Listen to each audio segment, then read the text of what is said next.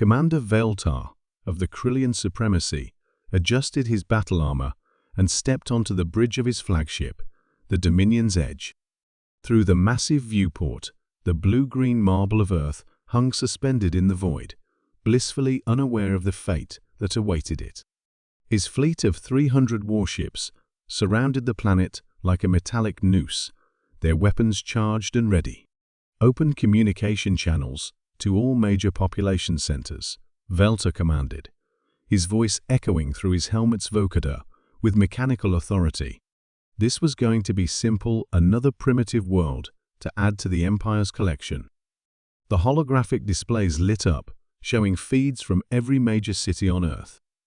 Billions of faces looked up at screens, suddenly witnessing the terrifying sight of an alien armada hanging in their sky like a promise of doom. Veltar cleared his throat and began the standard intimidation protocol, the same speech that had brought 73 worlds to their knees without firing a single shot. Primitive inhabitants of the third planet, his translated voice boomed across every communication device on Earth. I am Commander Veltar of the Krillian Supremacy. Your world is now under our dominion. You have witnessed our fleet, 300 ships, each capable of reducing your largest cities to atomic dust. We possess weapons that can crack your planet's crust, technologies that can poison your atmosphere, and the power to extinguish your sun itself. He paused for effect, savoring the moment. On 73 worlds, this was where the screaming began.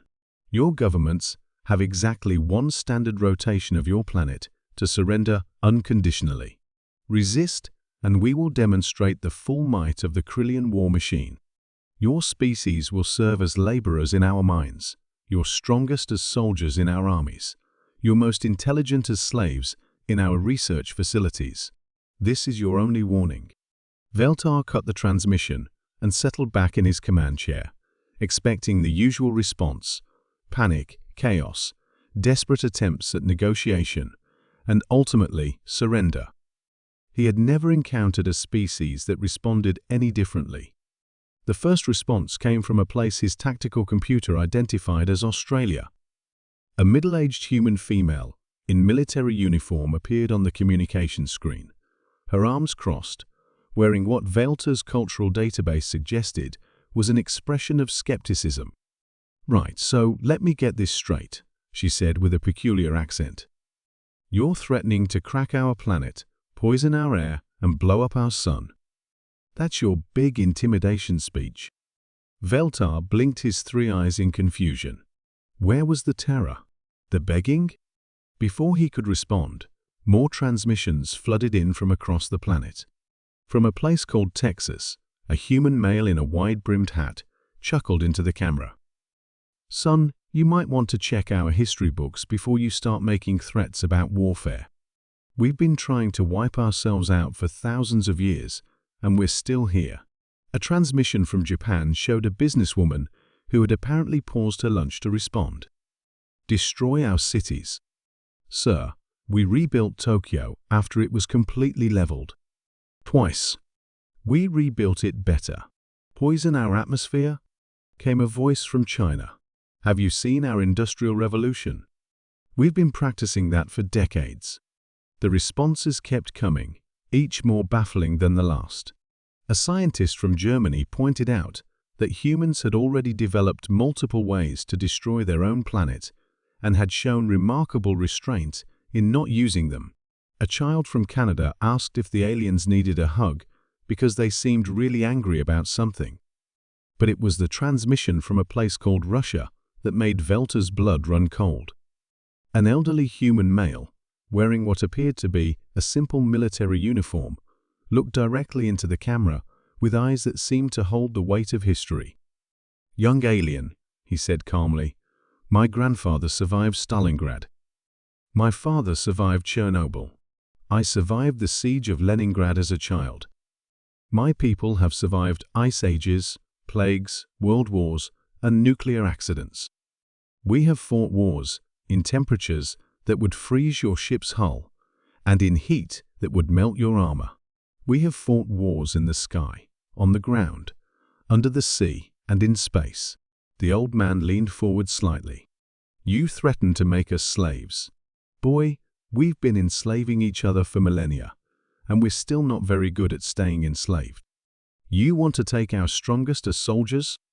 Have you met our soldiers? As if summoned by his words, military feeds began streaming in from around the globe. Humans in environments that would kill most species underwater, in Arctic conditions, in deserts that reach temperatures that would cook Krillian flesh, in high altitudes where the air was too thin to breathe. Humans who had trained themselves to run marathons, to survive weeks without food, to function without sleep. Humans who fought with weapons, without weapons, with primitive tools, with their bare hands. You want our most intelligent as research slaves.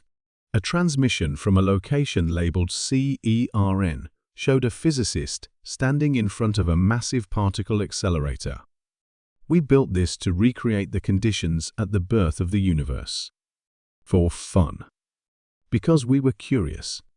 We split atoms to see what would happen. We went to our moon using computers less powerful than our children's toys.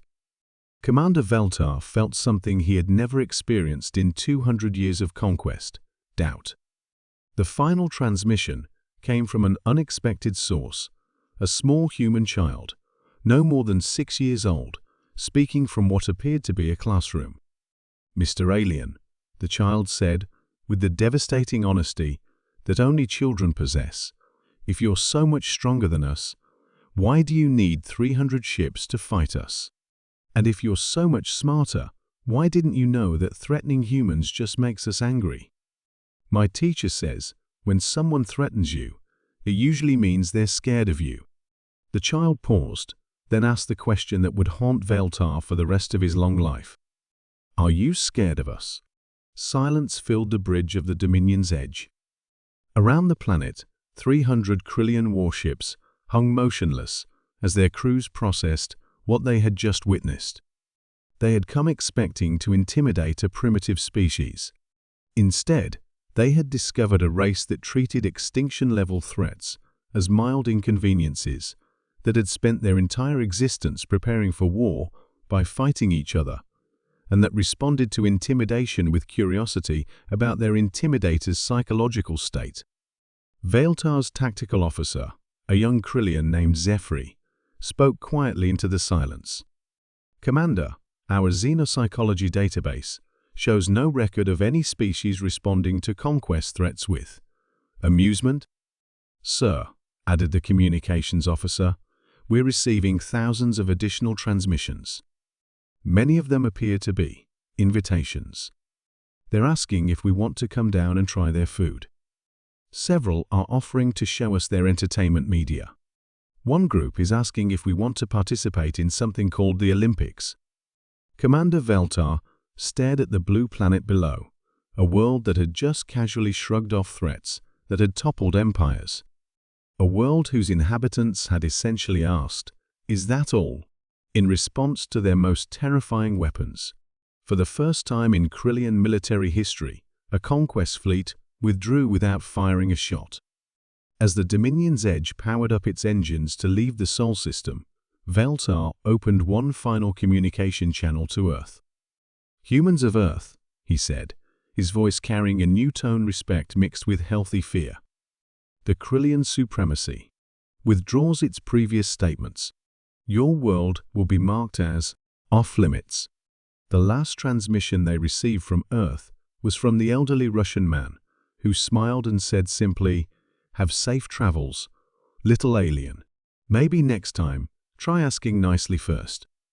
In the depths of space, 300 warships set course for home, their crews forever changed by the encounter with a species that had weaponized curiosity, militarized kindness, and turned survival into an art form. Behind them, Earth continued spinning peacefully, its inhabitants already returning to their daily routines, having treated an existential threat as a minor interruption to lunch.